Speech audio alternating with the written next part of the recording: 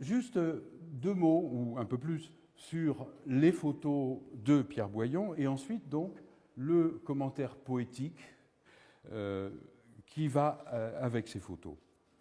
Alors, pour aussi vous mettre un peu sur la voie de ce qui va suivre, nous allons prendre à peu près 20 minutes de votre temps avec 50 photos qui sont munies d'une déclinaison poétique. Alors, les photos de Pierre Boyon témoignent d'une immense maîtrise technique. Ça, c'est un fait. Et c'est normal, il a 40 ans de photographie.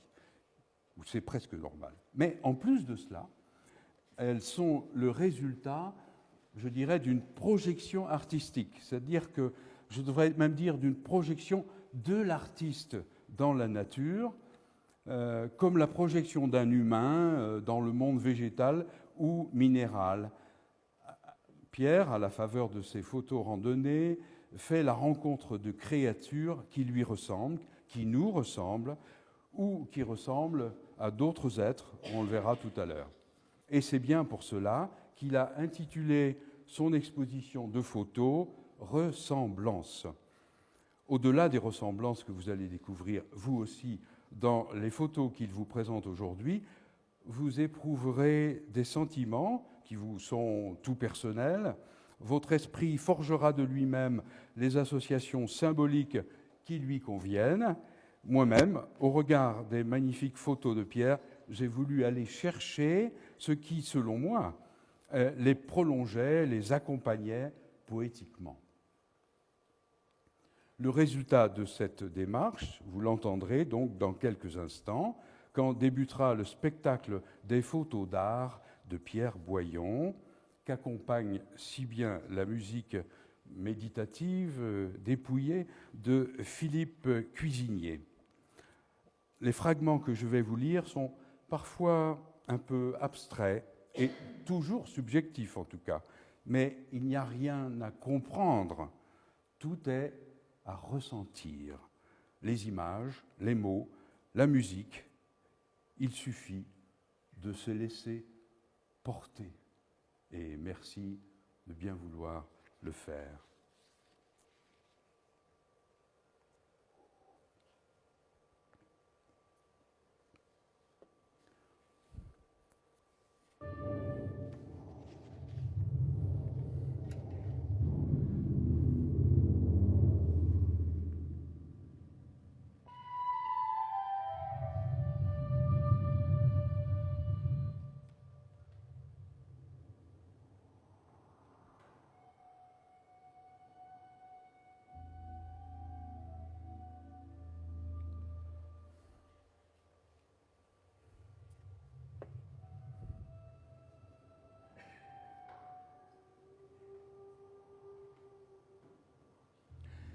Les arbres aussi portent sexe et sein, féconds en leur renflement, engrossés de soleil.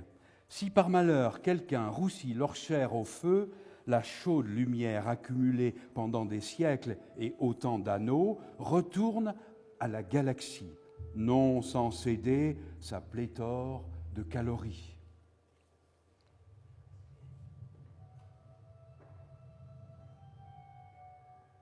Tout spectre fantôme est-il nécessairement adulte ?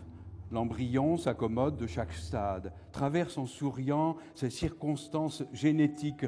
On le trouve enveloppé pour la nuit fétale des temps, d'une peau d'errance fine comme neige.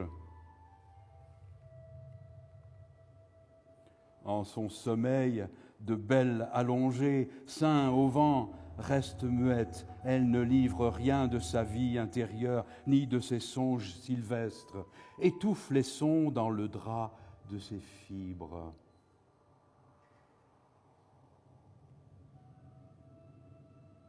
Le bon satyre cornu gîte en son arbre, innerve l'écorce, invite à la dérision et, pour que ses formes nous soient intelligibles, s'évertue à nous ressembler.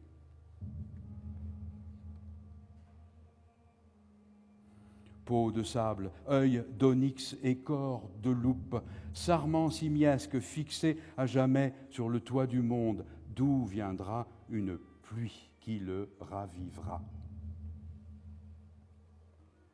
Le bois et par conséquent l'arbre n'a peur de rien, sauf de la caresse mortelle des flammes. Si tel acacia se montre épouvanté, ce n'est pas que les xylophages le menacent, non, il les héberge volontiers dans ses nervures. Ce qui cause l'effroi du géant végétal est la perspective de ne pouvoir redevenir soleil et que, pour toujours, on le tienne à l'écart de sa lumière maternelle, qu'il finisse couché sur le sol, vil, en grès et pendu sous un tapis de feuilles.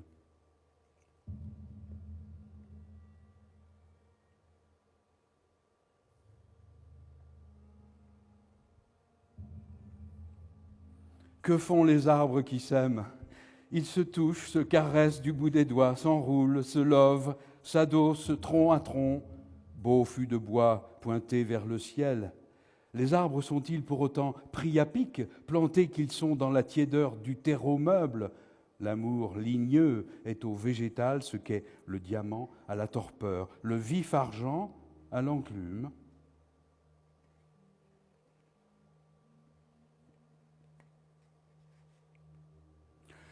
Langue ou lèvres de bois, la bouche des arbres ne saurait dissimuler l'étonnement qui est celui des forêts quand survient le printemps.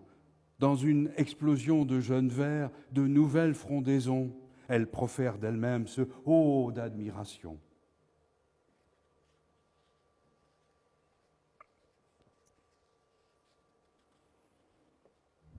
Pour s'exprimer, dire le monde, les grands platanes disposent de bien mieux que les mots. Ils ont les nœuds, le branchage, la frondaison et la mue hasardeuse des écorces.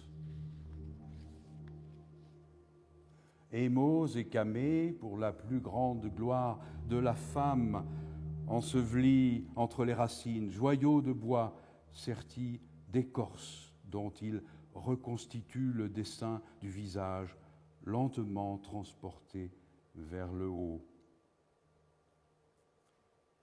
Il est là, tapis sous le feuillage ombreux, végétal parmi les végétaux, serein, étendu comme le silex, adorateur au sang-froid, désastre de lumière.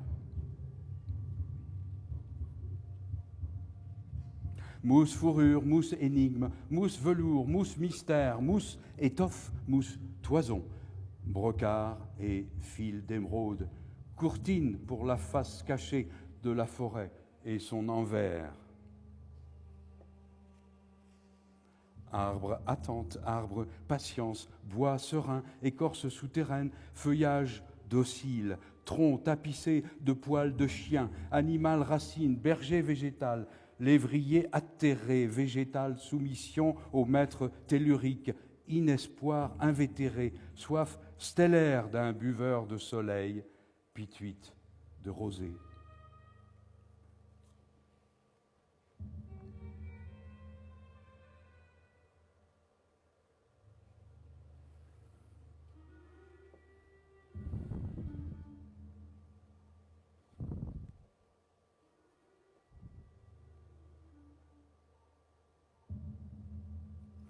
Quand l'arbre atteint sa maturité et ne vise que la sérénité, il peut prendre pour modèle le minéral qui l'entoure. Il observe la pierre et suit son exemple de dureté muette, reste sourd aux appels des tempêtes, à la furie des ouragans glacés. Comment ne pas se gausser des infusoires, amibes et autres créatures automobiles, condamnées à se mouvoir toujours ? Les arbres qui s'enchevêtrent, s'aiment peut-être, ne se combattent pas. Maltraités par les éléments ou victimes de guerres botaniques, leurs ramures déchiquetées, leurs fûts hérissés d'os brisés, ils se font être rabougris aux membres blessés, soldats de bois accablés par le plomb. Durant des lustres, ils demeurent ainsi, témoins d'un combat incertain qui ne les concerne pas.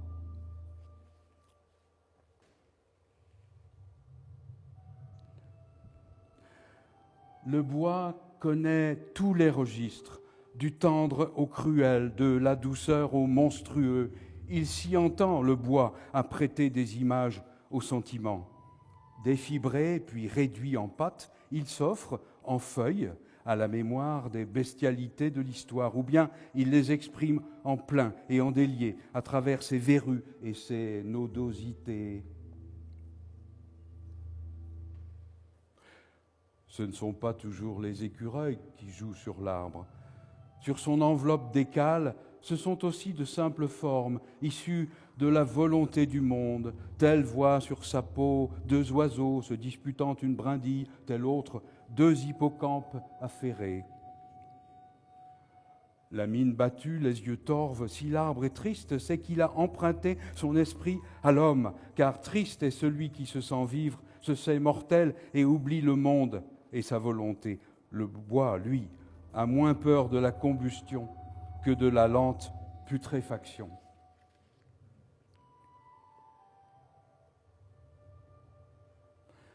La forêt, en son bestiaire, choisit ses animaux amis, belettes, écureuils et renards, imprime leur ombre sur l'écorce des jours. Branches écourtées, ramures sciées jusqu'à sa résineuse embase, beau sapin s'est cassé le nez sur la porte givrée de l'hiver.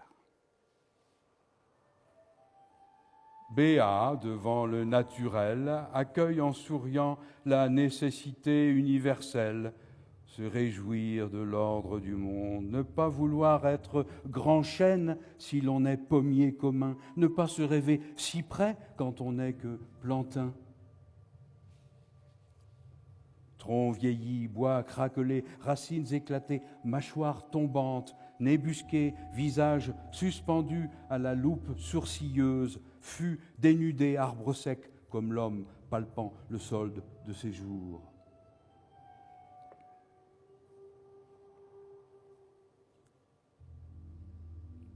L'écorce, parfois, recouvre l'arbre non pas d'une armure souple, mais d'une conjonction de tesselles dures et espacées qui le font ressembler davantage à une mosaïque byzantine qu'à une créature végétale. Ses membres s'étirent alors, rigides, tentaculaires, selon d'inattendues circonvolutions.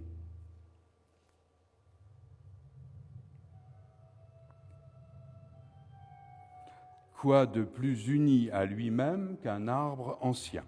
Au fil des siècles, par cœur, il apprend un point unique dans le ciel, son zénith personnel, approfondit le même lopin d'éther, toujours et encore, sa perpendicularité radicale se joue des vents et compose avec eux de sylvestres mélodies sans âge.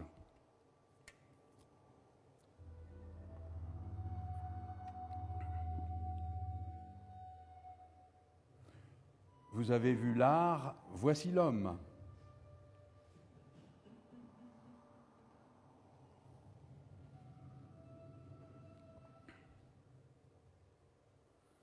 Cheveux bouclés, pensée frisée, dit un proverbe germanique. À l'arbre comme à l'homme, le monde impose ligne droite et rectitude.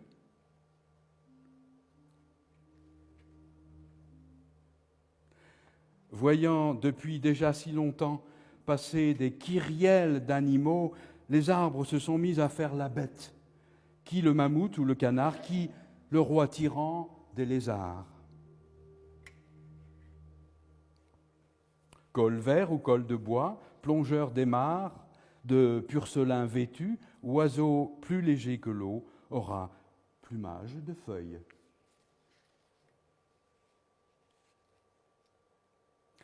Ailes de ramure et poitrail d'écorce, ce Pégase-ci offre sa ruade aux roses bleutées d'un horizon discobole, sous les applaudissements des muses et des esprits de la plaine. Quoi de plus réussi qu'une loupe sculptant dans le bois l'effigie d'un animal favori? La croissance d'une matière assez noble pour figurer en premier les animaux vulnérables. Que l'on n'ait jamais vu les arbres courir ne prouve en rien qu'ils demeurent immobiles, comme l'affirment à tort quelques citadins qui dorment sans doute quand nos frères des bois battent la campagne. Il suffit d'admirer leurs torses musclés, leurs triceps fourchus pour se faire une idée de leurs capacités athlétiques, de leur talent pour la course à pied.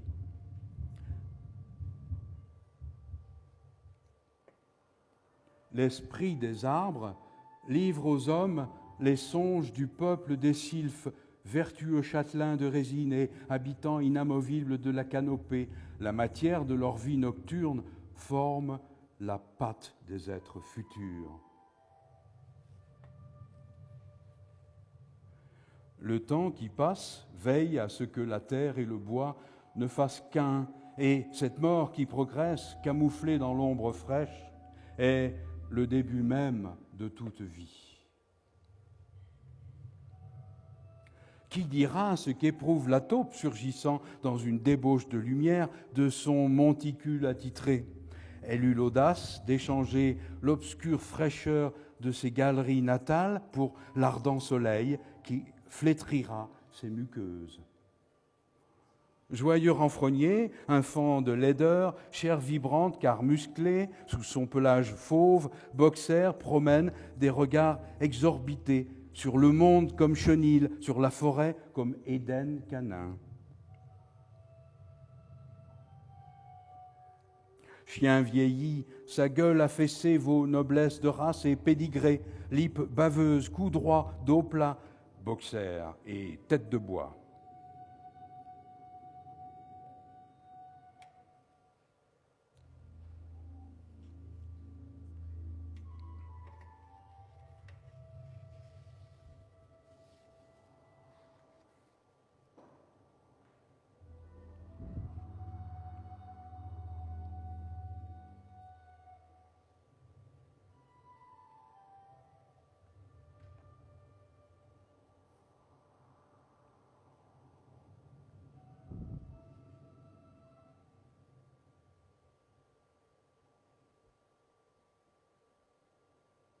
L'échassier est fait pour l'air et non pour l'eau. Il se reconnaît au jeu subtil de ses lignes. Les verticales le tiennent à l'écart du liquide, tandis que les courbes le profilent pour l'altitude.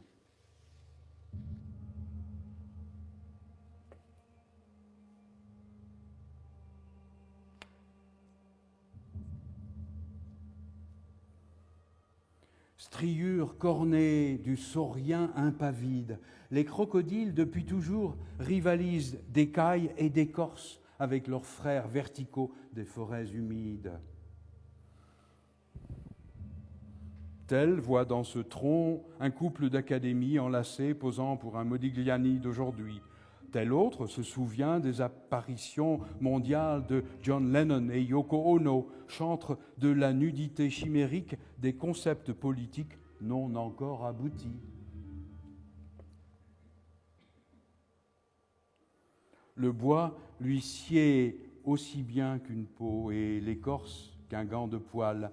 Les oreilles plaquées contre le fût, il écoute le flux secret de la sève, le tressaillement des anneaux. Grands arbres évidés ou non, votre voix émane de ce tambour debout que forme votre fût enrobé d'écorce et de mousse, royaume du kermès, du puceron et de l'araignée rouge. Quand le minéral dort, 1000 fois plus silencieux encore que la fourmi ou le lézard, sa masse atteint des sommets de grave somnolence. Quand la chair se relâche et que les traits usés d'un visage noirci par le feu subcontinental font saillir les maxillaires, taveler les pommettes et prendre la lippe, arbres et hommes sont enfin réunis pour libérer leur patrimoine solaire.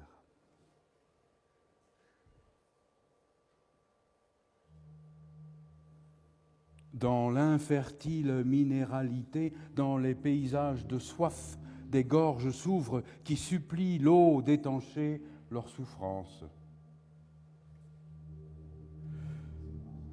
Une seule forêt contient davantage de croix que les messies du monde entier n'en pourraient porter. En sa délicatesse souple et nervurée, telle feuille de bananier illuminée se donne en plein soleil un petit air de fond marin. Deux petites cavités au-dessus d'un semblant de bouche, voici déjà que la matière indistincte devient forme animale.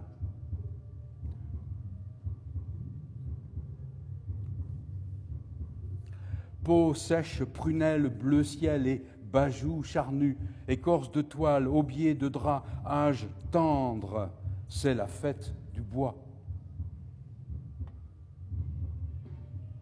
Quand surgit la loupe, l'arbre rêve d'une autre tête que sa cime. L'envie lui prend d'un visage de promeneur en forêt, pareil à celui des petits-enfants.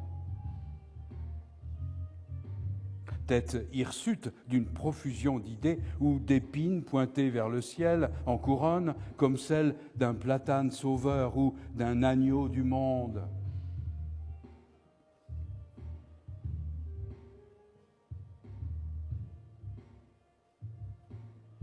Les linéaments du tronc ne se prononcent ni pour un genre ni pour l'autre. Leurs enlacements valent pour la femme et l'homme, amants de yin et de yang.